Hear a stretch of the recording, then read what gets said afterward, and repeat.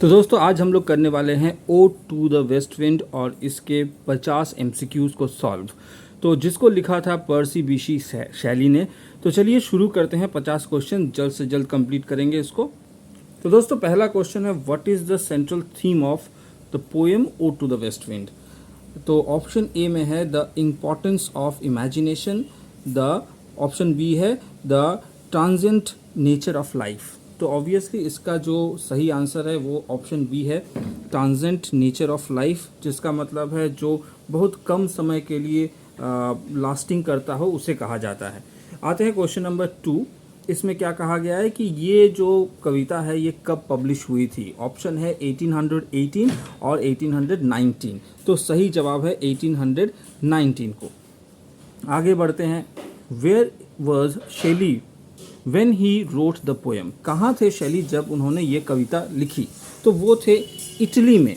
ठीक है, ऑप्शन था इंग्लैंड और इटली, तो इटली इसका सही जवाब है। आगे बढ़ते हैं क्वेश्चन नंबर 4 पर। To which natural force does Shelley address the poem.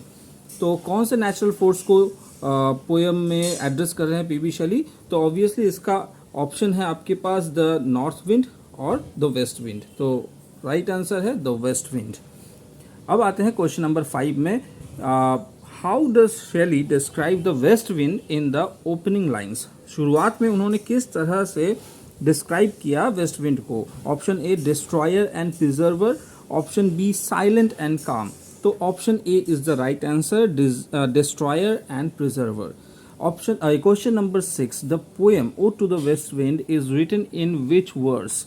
तो किस तरह के वर्स में ये लिखा गया है, ब्लैंक वर्स या फिर सोनेट सीक्वेंस टेर्जा रीमा में। तो इसका सही जवाब है टेर्जा रीमा, सोनेट सीक्वेंस में इसको लिखा गया था। तो ये टेर्जा रीमा क्या होता है थोड़ा सा आपको मैं बता दूं। टेर्जा रीमा होता है जिसमें 3-3 लाइन्स होते हैं ईच स्टैंजाज में, मतलब एक पैराग्राफ में 3 लाइन्स होंगी और उसका जो राइमिंग स्कीम है, यानी जो पहला लाइन 3 में से जो पहला लाइन होगा, जैसे कि सोच लीजिए 3 लाइन है कविता में, तो पहला लाइन और जो लास्ट लाइन है ये दोनों राइम करेंगे और बीच वाला अलग रहेगा। और अगले पोएम में ये अगले पैराग्राफ में फिर से चेंज होगा। तो इसका राइम स्कीम है ए बी सी बी या सी डी सी। तो इस तरह से ये राइम स्कीम कंटिन्यू चलता है। तो आगे बढ़ते हैं, क्वेश्चन नंबर 7 में आते हैं। क्वेश्चन नंबर 7 में क्या पूछा गया है, which two contrasting role of the west wind does Shelley highlight. तो किस तरह के दो विपरीत तरह के चीज़ों को उसने यहाँ पे हाईलाइट किया था। पहला ऑप्शन है destroyer and preserver, option B है काम एंड वायलेंट। तो option A is the right answer, destroyer and preserver. What does the west wind scatter in the opening stanza. तो कौन से चीज़ों को वेस्ट विंड ने इधर उधर कर दिया, स्कैटर कर दिया, फैला दिया चारों तरफ। तो ऑप्शन ए है क्लाउड्स, ऑप्शन बी है डेड लीव्स। तो ऑब्वियसली इसका आंसर है डेड लीव्स। क्वेश्चन नंबर 9 में आते हैं। How are the dead leaves describe. किस तरह से डिस्क्राइब किया गया था। ऑप्शन ए है yellow, black, pale, hectic red या फिर option B green and golden. तो यहाँ डिस्क्राइब तो बहुत बड़े अच्छे से किया था। इसमें येलो, ब्लैक, पेल और हैक्टिक रेड रहेगा, जिसका अर्थ होता है busy, very busy. Hectic red जो है उसका मतलब है वेरी बिजी। ठीक है, और ये इसको क्या कर रहा है, डिराइव बाय द विंड। ये जो पत्ते हैं इन सबको उड़ा के लेके चला जा रहा है कौन, वेस्ट विंड। इसीलिए ये हैक्टिक है, बहुत बिजी है, क्योंकि हवा में पत्ते उड़ रहे हैं, तो इसीलिए हैक्टिक रेड कहा गया है। ठीक है, ध्यान में दीजिएगा। क्वेश्चन नंबर 10 में आते हैं। What do the dead leave symbolize. तो क्या सिंबलाइज करता है। ऑप्शन है dead and decay, option B है फर्टिलिटी। तो आपको क्या लगता है, सिंबलाइज डेड को कर रहा है या फिर यहाँ पे आपको सिंबलाइज मिल रहा है फर्टिलिटी का। तो ऑप्शन इस सही आंसर जो है इसका वो है डेड एंड डेके। ठीक है, हालांकि फर्टिलिटी भी इसके साथ बाद में आके कनेक्ट होगी, मगर इस टाइम पे नहीं है, मतलब शुरुआत के पोएम में ऐसा नहीं कहा गया था। आगे बढ़ते हैं। 11 नंबर क्वेश्चन क्या पूछा जा रहा है, what drives the wing seed into the earth.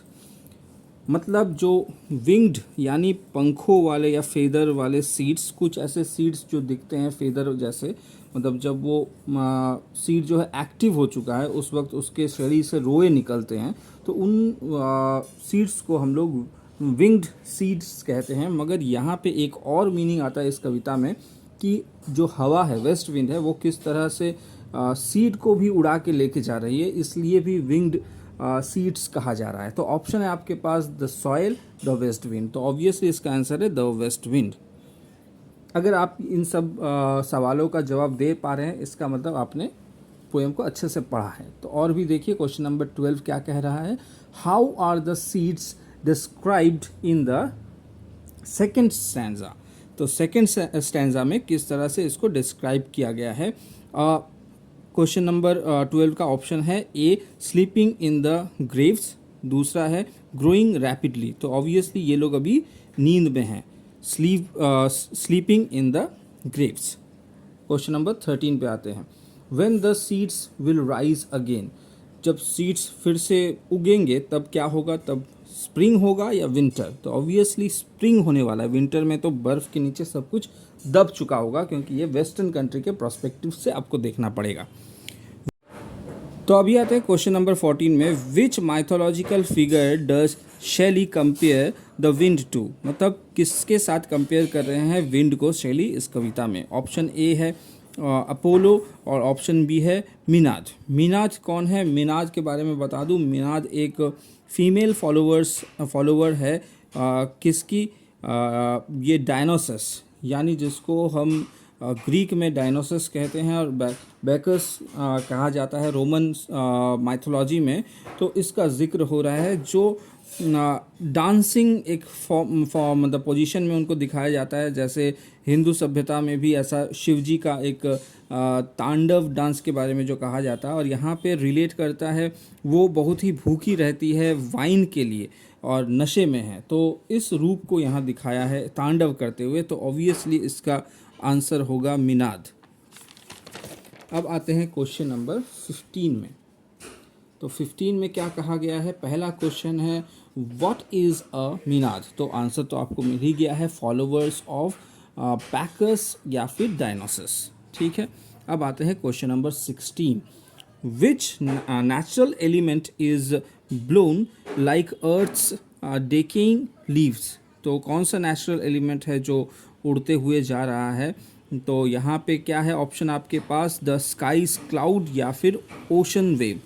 सही जवाब है क्लाउड, आसमान में उड़ने वाले बादल जो पत्तों की तरह उड़ रहे हैं। How are the clouds describe in stanza 2। दूसरे स्टैंजा में कैसे डिस्क्राइब किया गया है क्लाउड को, ब्राइट एंड गोल्डन या फिर angels of rain and lightning. तो option B is the right answer, angels of rain and lightning. What do the angels of rain and lightning symbolize. तो ये क्या सिंबलाइज कर रहे हैं यहाँ पे, fertility and regeneration. Option B है डिस्ट्रक्टिव पावर्स। तो डिस्ट्रक्टिव पावर तो बादल हो ही नहीं सकते, तो obviously fertility and regeneration is the right answer. Question number 19. Which seasonal storms are compared to the west wind? Options are a winter blizzard and autumnal storms. तो autumn की बात हो रही है, तो autumnal storms ही यहाँ पे होने वाली है। आगे चलते हैं, क्वेश्चन नंबर 20 में आते हैं। What is meant by black rain, fire and hail? तो इसका मतलब पूछा गया है। Black rain, fire and hell. तो ये क्या है, sign of destruction, beautiful weather. Obviously black rain और यहाँ पे फायर और हेल कभी भी ब्यूटीफुल वेदर नहीं हो सकती। आगे बढ़ते हैं, तो इसका जवाब है A option, sign of destruction.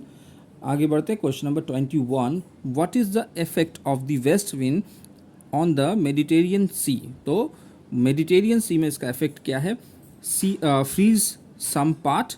Option B है अवेकन्स इट फ्रॉम ड्रीम। तो इसको क्या नींद से उठा रहा है, हाँ ऑब्वियसली नींद से इसको उठाया गया, जो सपने देख रही थी ये समंदर। How is the Mediterranean described. Option A sleeping beside an island, option B dreaming of palaces. तो option B is the right answer, dreaming of palaces. Which ancient city is mentioned in the third canto. तो third canto यानी paragraph को canto भी कहा जाता है poetry के मामले में. तो ऑप्शन है आपका एथेंस और है बेई. बेई इसका मैंने यहाँ उच्चारण भी दिया हुआ है. तो बेई इज द राइट आंसर. बेई सिटी के बारे में कहा गया था. What does the imagery of old palaces and towers symbolized? तो ओल्ड पैलेसेस और टावर्स के बारे में पूछा गया है कि वो क्या सिंबलाइज कर रहा है. Decay and destruction, power and victory. तो ऑब्वियसली डेके एंड डिस्ट्रक्शन को सिंबलाइज किया जा रहा है इसके थ्रू. आते हैं क्वेश्चन नंबर 25 में. The Atlantic Ocean is described as option A divided by the west wind या फिर option B trembling with waves. तो सही जवाब है divided by the west wind. Question number 26 में आते हैं. द सी प्लांट्स फील्स, इसको कोटेशन में रखा गया है. What effect of the wind, मतलब क्या फील कर रहे हैं उस विंड के कारण. कौन? सी प्लांट्स. पेन एंड डेके या फिर जॉय एंड ग्रोथ. तो ऑब्वियस इसका आंसर है पेन एंड डेके. देखिए यहाँ पे ज़्यादातर ही दर्द के साथ दिखाया गया है, कोई भी खुशी के बारे में यहाँ पे शैली ने चर्चा नहीं की है. What image shows the vast power of the west wind in the sea. तो वास्ट पावर के बारे में पूछा गया है, मतलब बहुत बड़ा जो जिसका पावर होता है उसे कहा जाता है. Option A chasm opening in the ocean. Chasm मतलब होता है खाई, गहरी खाई को कहा जाता है. ये आपको कुबला खान में भी इस चास्म का मेंशन मिलेगा, आप लोग पढ़ सकते हैं. Rainbow in waves. तो option A is the right answer, chasm opening in the ocean. जो खाई है वो समंदर के सामने या महासागर के सामने खुल रही है. 28 number question. What kind of imagery dominates canto 2. तो कैंटो 2 में क्या डोमिनेट कर रहा है imagery. Sky imagery, oceanic imagery. तो option B is the right answer, oceanic imagery. 29 question में आते हैं. नंबर 29 में. Which creatures are mentioned as trembling at the bottom of the ocean. तो समंदर के नीचे कौन सा क्रिएचर जो है वो ट्रेम्बल कर रहा है. ऑप्शन ए है ओशन प्लांट्स, ऑप्शन बी है सी फेयरर्स. सी फेयरर्स की बात यहाँ पे कहीं भी नहीं है, मगर ओशन प्लांट्स के बारे में कहा गया था. तो ocean plant is the right answer. अब आते हैं क्वेश्चन नंबर 30 में. क्वेश्चन नंबर 30 में क्या पूछा गया है. Which feeling is evoked by the imagery of Mediterranean and Atlantic. तो इन दोनों सागरों से क्या इमेज इवोक हो रहा है. ऑप्शन ए है violence and destruction, option B है डेथ एंड रीबर्थ. तो option B is the right answer, death and rebirth. Question number 31. What personal wish does Shelley express in canto 4. Canto 4 में क्या expression शेली show कर रहे हैं. Option है to be free like the wind, वो wind की तरह फ्री होना चाहते हैं. To be remember after death, तो या फिर मौत के बाद याद करने लायक. तो option A is the right answer, to be free like the wind, आज़ाद हवा की तरह. Question number 32. Shelley asked the wind to make him its. Shelley ने क्या कहा था विंड को कि उसे क्या बनाए, अ स्लेव या फिर अ लायर. यहाँ पे lyre is the right answer. Lyre क्या है इसके बारे में अगला क्वेश्चन आ रहा है. ठीक है, जिसको पता करना है लायर क्या है वो 33 क्वेश्चन को अच्छे से देख ले. What does Shelley want to spread through the wind? His idea and thoughts या फिर his music and ideas. तो यहाँ पे इसका आंसर है म्यूज़िक, आइडियाज़ एंड थॉट. ठीक है, म्यूज़िक नहीं है. हाँ, जो मैंने कहा था लायर वो 33 नहीं 34 नंबर क्वेश्चन में है. The poet compare himself with which object played by the wind. कौन सा ऑब्जेक्ट जो प्ले कर रहे हैं विंड द्वारा. वो ऑप्शन आपको दिया है फिर से लायर और फ्लूट. तो ये दोनों ही एक प्रकार के म्यूजिकल इंस्ट्रूमेंट्स है. तो यहाँ पे ऑब्वियसली लायर के बारे में कहा गया, ये एक म्यूजिकल इंस्ट्रूमेंट है. Question number 35. The lyre is a symbol of, तो ये जो इंस्ट्रूमेंट है वो किस चीज़ का सिंबल है? ऑप्शन ए है द पोएट्स क्रिएटिविटी या फिर जॉय ऑफ लाइफ। तो इसका सही आंसर है poet's creativity. Shelley wishes his dead thoughts to be, अपने मरे हुए विचारों को लेके वो क्या विश कर रहे हैं कि ऑप्शन ए दिया हुआ है scattered like ashes and sparks, option B scattered like dry and dead leaves. तो इसका सही जवाब है dry and dead leaves. Question number 38 में आते हैं, 37 में आते हैं। Why does Shelley call his thoughts dead, अपने विचारों को मृत क्यों कहा उन्होंने? They belong to the past, वो पास्ट से बिलोंग करते, या फिर they are powerless without expression. तो ये सही आंसर है powerless without expression.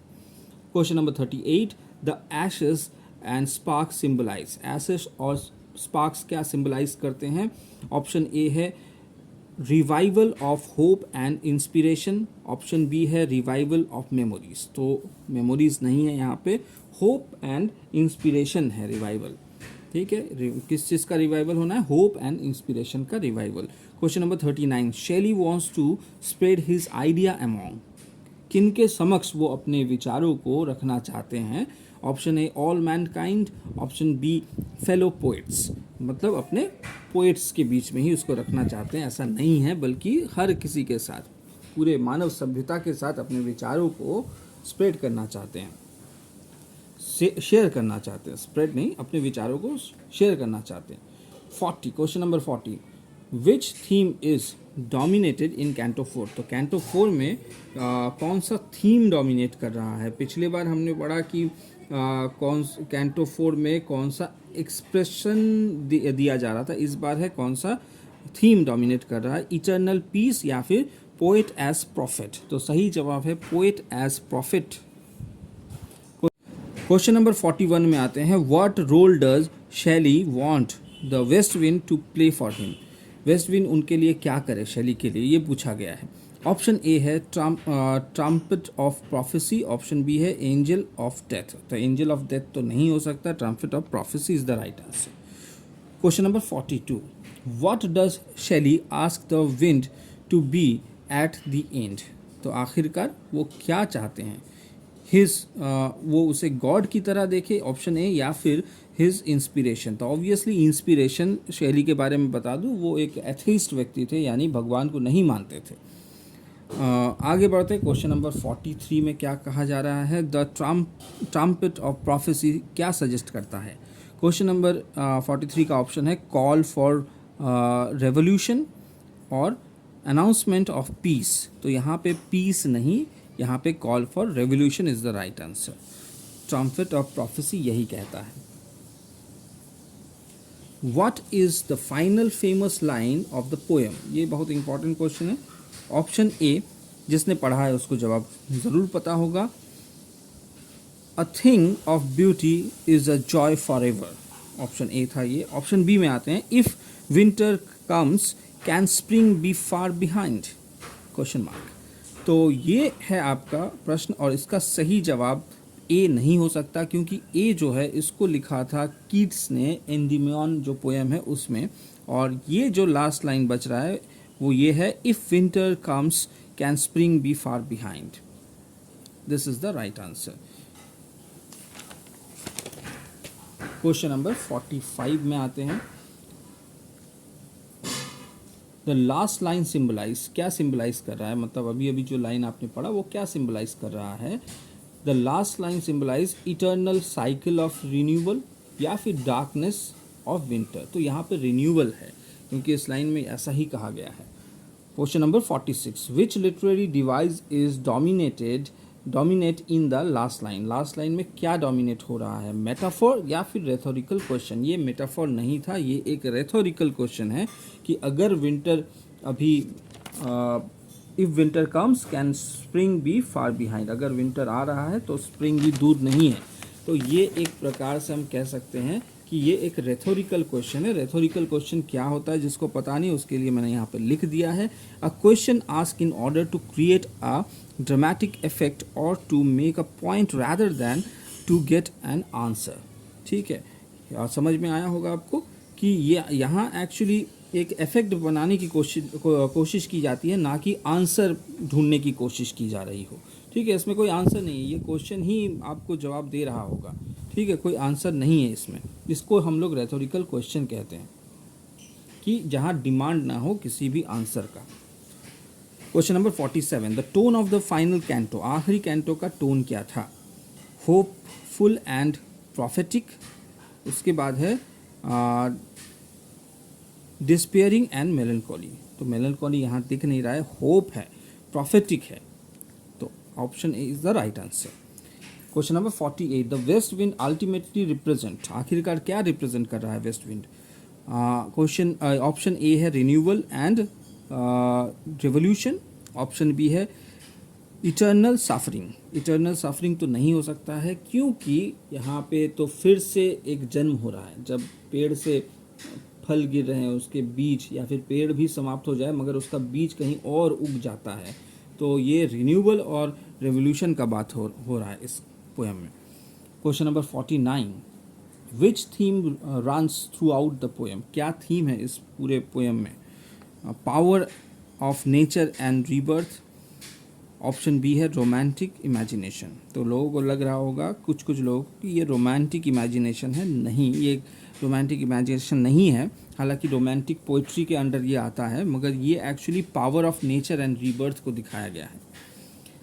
Last question, Shelley's ode to the west wind can best be described as, आप उसको कैसे डिस्क्राइब कर सकते हैं? ऑप्शन ए है अ सटायर ऑन सोसाइटी, समाज के ऊपर एक सटायर है, या फिर ऑप्शन बी है a political and prophetic poem. ये ऑप्शन बी इसका राइट आंसर है, a political and prophetic poem. तो इसका बैकग्राउंड अगर आप जानना चाहें तो आपको पता चलेगा कि एक मैसेकर हुआ था इंग्लैंड में, उसके ऊपर उन्होंने इसको लिखा। इंग्लैंड में लोगों की हत्या हुई थी, लोग घायल हुए थे, तो ये पॉलिटिकल तो है ही यहाँ पे, और भविष्यवाणी की जा रही है कि आगे चल के क्या हो सकता है, इसीलिए इसको हम लोग पॉलिटिकल एंड प्रोफेटिक पोएम मान सकते हैं। तो इसी के साथ हमने अपना पूरा 50 क्वेश्चन कंप्लीट कर लिया है। तो वीडियो अगर अच्छा लगा हो तो प्लीज़ हमारे चैनल के साथ बने रहिए, हो सके तो लाइक भी कर सकते हैं और अपने दोस्तों के साथ शेयर भी कर सकते हैं। मिलते हैं अगले वीडियो में, तब तक के लिए धन्यवाद।